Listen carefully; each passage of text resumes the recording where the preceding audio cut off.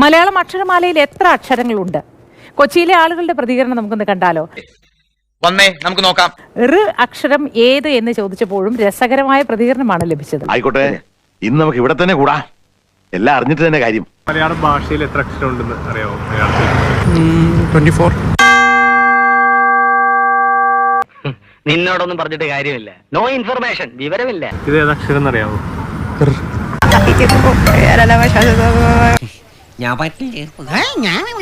China ഭാഷ പറയുന്നോടാ. 56. എന്ത് ഭ്രാന്താണ് ഇയാള് പറയുന്നത്? ഒരു വാക്ക് പറയാമോ ഈ അക്ഷരം ഉപയോഗിച്ചിട്ടുള്ള? മരമാക്രി.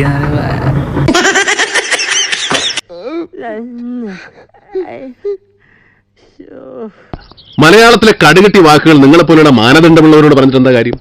മാനദണ്ഡം എന്ന് വെച്ചാ? മാനദണ്ഡം എന്ന് പറഞ്ഞാൽ മനസ്സിന്റെ ദണ്ഡം, വിഷമം, മനപ്രയാസം. ഓ, പഹയ ഒരു കവിത എഴുതി കൊടുത്ത എനിക്ക്. സമയമായിട്ട് എഴുതിക്കളെ.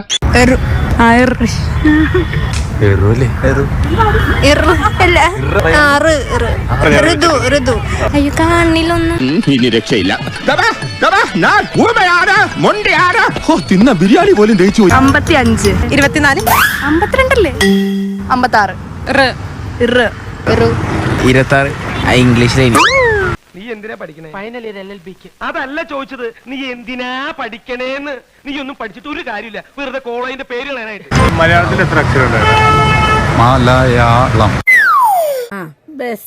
എന്നാലും പഹയ മലയാളത്തിൽ നിനക്ക് ഇത്ര വിവരമുണ്ടെന്ന് വിചാരിച്ചിട്ടില്ല. അതൊക്കെ ആവശ്യമുള്ളപ്പോ എടുത്ത് കാഴ്ചയാ മതിയല്ലോ എന്ന് കരുതിയ.